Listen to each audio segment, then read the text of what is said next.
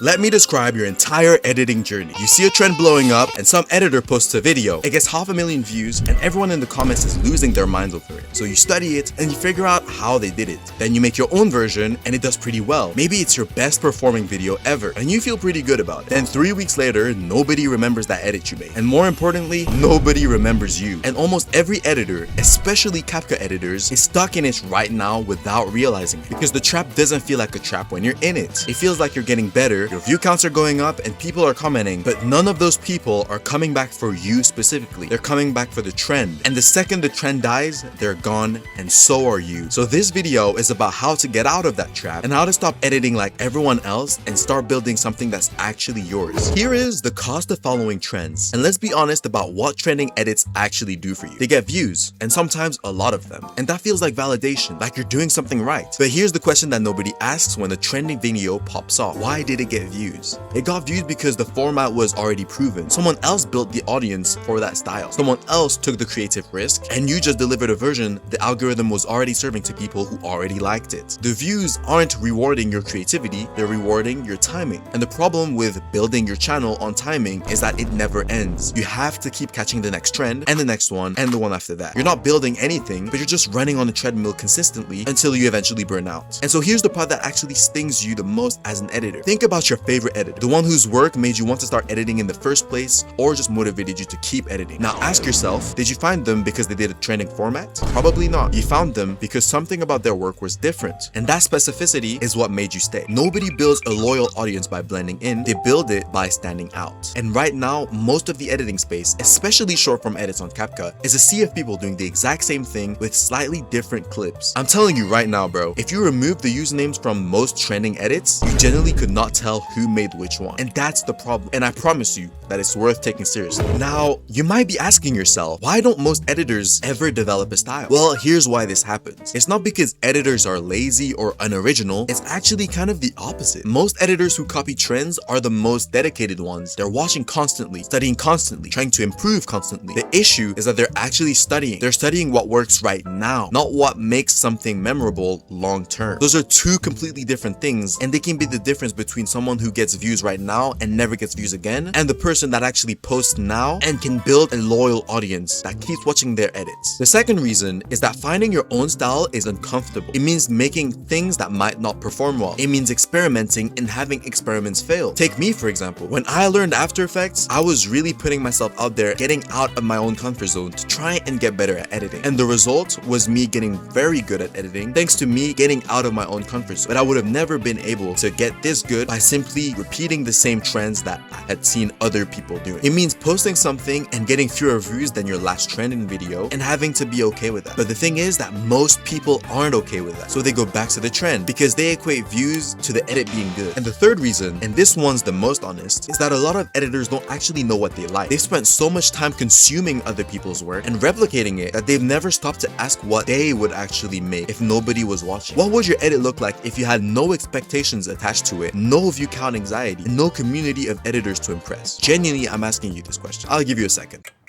Okay, second's over. Most editors have never answered that question, and until you answer it, you can't build a style because your style isn't something you find by looking outward. It's something that you find by looking at yourself. Now, I know exactly what you're thinking. That sounds good and all and sounds pretty corny and cliche, but how do I actually build my own style? We're gonna get to that, but first, I need to explain to you what a style actually is so that you understand the concept of building your own style. So let's clear something up, because a lot of editors think that having a style means having a signature color grade or a specific transition they use or specific text. That's just not what it is. A style is the sum of your instincts. It's the clips you're drawn to, the moments you choose to cut on, and the pacing that feels natural to you, the emotion you're consistently trying to create, and it's not a technique. Techniques are things you learn to allow you to make your edits. A style is something that emerges from who you are and what you respond to. We're all different people and we all like different things, meaning that you might like something and I won't like it. But that's the thing that makes you unique, and there are multiple multiple people like you that enjoy the same thing that you like. Think about it this way. You can teach 2 editors the exact same After Effects workflow, the same color grading, and the same timing principles, and their edits will still look different. Because every decision in an edit, which clip, how long, what comes next, is being made by a person with specific instincts. Your style is what those instincts look like when you stop overriding them by trying to get views instead of just being creative. So the reason trend chasing kills your style development is that it's constant instinct overriding. I know that sounds like a mouthful, but you're basically doing what seems unnatural to you in order to get more views. Every time you see a trend and replicate it, you're making those decisions based on what someone else decided because they felt something, but it's not what you actually feel. You're training yourself to suppress the thing that would eventually make your work distinct. Again, you might like something that most people won't like, but again, that is the thing that will help distinguish you and make you unique. And with that being said, make sure to like and subscribe to help the channel out. You watching the entire video and leaving these comments about your experiences and opinions really make my day. And for those of you who want to quote unquote know how to not get AE, then go to my Instagram page, link in description, and make sure to follow me and like the post on the page so I can see your message. If you're watching these videos, it means you actively want to improve our video creation as a whole, whether it's edits, content creation, or anything that requires editing, which shows your determination to win in life. So thank you for being here. I appreciate every single one of you for rocking out with me, and let's get back into it. Now that that's out the way, I'm gonna tell you how to actually build your own style, because most people just like to say build your own style and they don't actually give you the formula on how to do so. So I'm gonna give you a step-by-step guide on how you can build your own editing style without copying or feeling like a bum for not getting any views. I know that was kind of harsh. So let me say one thing. I know I said it was a formula, but this isn't a formula. If it were a formula, everyone would use it and we'd be back to square one. But here are the specific things that could actually move the needle and point you to finding your own editing style. Step 1, figure out what you respond to emotionally. When you're looking at something, a movie, a video, an edit, what makes you respond? It's not what you think is technically impressive, it's what makes you feel something. So go through your favorite edits, the ones you've rewatched multiple times, not the ones you thought were well executed, and write down what they have in common. Is it the pacing? Is it the melancholy? The aggression? The way certain clips were chosen? You're looking for a pattern in what moves you specifically, because that pattern is the starting point of your style. Step 2, you want to make edits with no audience in mind. And the easiest way for that is just to create a new account and just post on it. None of your editing friends are going to see it. None of your IRL friends are going to see it either. And it's just you learning to be okay with getting no views. This is the uncomfortable one. You want to pick a song that means something to you personally and not something you've seen over 100 editors use. It's something that's actually yours that you really enjoy listening to. Then you want to find clips. Oftentimes you can find a lot of inspiration by just picking the right songs that really speak to you. So ask yourself right now, is there a song that you really enjoy? If so, then use that for your next edit. Then you want to find clips that match how the song makes you feel. This edit is purely for yourself. You don't even need to post it if you don't want to. But the goal is a product, and it's to make decisions without the pressure of an audience telling you what they want. Step 3, you want to study editors who are different from the mainstream. Most editors in the Capcut space are studying from the same pool of viral content. Manga edits here, mixtape edits there. It's all the same things. And that pool starts to influence everyone the same way and pulls everyone towards the same aesthetic, which is why editing has gotten so oversaturated over time. So start by watching editors outside your usual algorithm. Film editors, music video directors, editors from completely different genres, and bring the references in from places nobody else in your space is looking. That's where the original instincts come from. Inputs other people don't have. If everyone's doing a mixtape edit, the same style, is going to be very hard for you to be original. But if you're finding ideas from different genres like video game trailers, jug edit style, and try to incorporate them into your mixtape edits, that would make you so much more unique than everyone on this platform. Step 4, make the same thing 10 times. I'm being serious. Pick a concept, a character, an emotion, an anime, and then make 10 different edits with it. Not 10 variations of the same edit, just 10 genuinely different attempts. This is going to train you to be more original. And by the 4th or 5th, you'll start to notice different things that you didn't notice before. You'll keep making the same decision in different ways, the same pacing instinct, and the same kind of clip selection. That's your style starting to show itself. You can't see it in one edit. You start to see it in the pattern across multiple edits. Again, you have to get your reps in. If you don't get the reps in, you're not going to go far. And step 5, stop editing to impress other editors. This is the most important one, because if you keep editing to impress other editors, you are going to fail. The editing community, Discord servers, Twitter, YouTube comments, TikTok comments, it's a specific audience with specific taste, and it all differs based on the platform you're on, which is why I'm a big advocate for learning which platform you're on. You could have 2 different editors. One that's just really good at editing but doesn't know anything about platforms and learning about YouTube audience or whatever, and another one who isn't the best editor but knows everything about YouTube, Instagram, TikTok, or whatever platform they're posting on. Which one do you think is gonna get way more views over a longer period of time? Obviously, it's gonna be the one that knows the platform because they actually know how to get an audience to keep looking at their edits. And like I said, every single platform has a specific audience with specific tastes, and that audience will consistently reward technical complexity and trend alignment. If you're only posting in those spaces and only measuring your work by those people who respond, you're going to keep editing for them and not for yourself/non-editors. Your goal isn't to impress editors, it's to build an audience that connects with your specific creative style, and those people might not even be in the editing community right now. You just have to make the work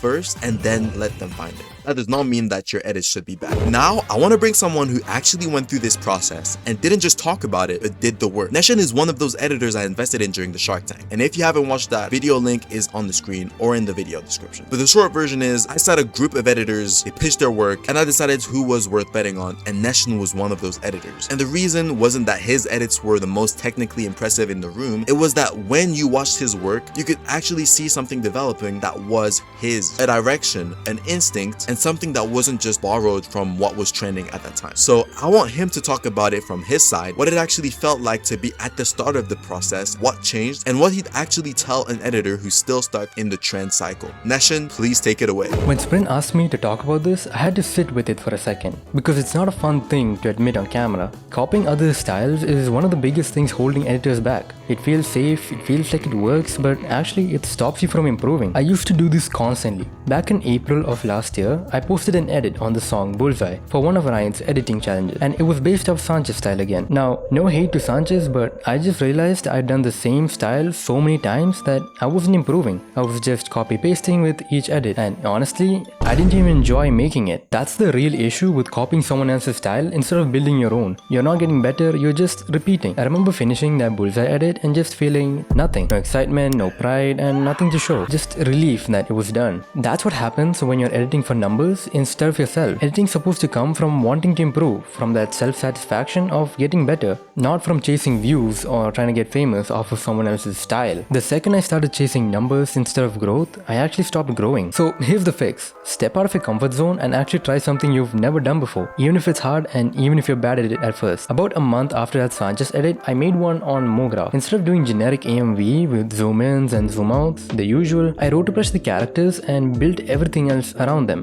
The shapes, the motion graphics, stuff that I'd never done before. It took a lot longer than a normal edit, but that one edit changed how I approach everything now. Bring in things that nobody else in your space is doing. And when something in someone else's edit sticks out to you, don't just copy it. Take the idea and make it yours. In my latest edit, there's a text that says, "She ain't into no drama." That's actually inspired by another editor who had similar text buried into the background of his edit. I took that and made the text the main focus instead. Same inspiration, completely different execution. Don't copy and paste, copy with taste. That's the actual difference, and that is what builds something real. That MoGraph edit I mentioned is exactly what I mean. What actually mattered was the jump in skill. If I hadn't made myself do something that hard, something outside anything I'd done before, I don't think I'd be at the level I'm at right now. Every edit since then, that's the edit that changed the trajectory. I haven't fully built my own style yet, and I'm still in the process, but that's exactly the point. You don't have to have it all figured out to start. Sprint, back to you. That was very well said, NESSION. Now it's time to move on to the thing that you've been waiting on this entire time. The thing that separates remembered editors from the forgotten ones. We all want to post an edit and have people glaze us for all of eternity, right?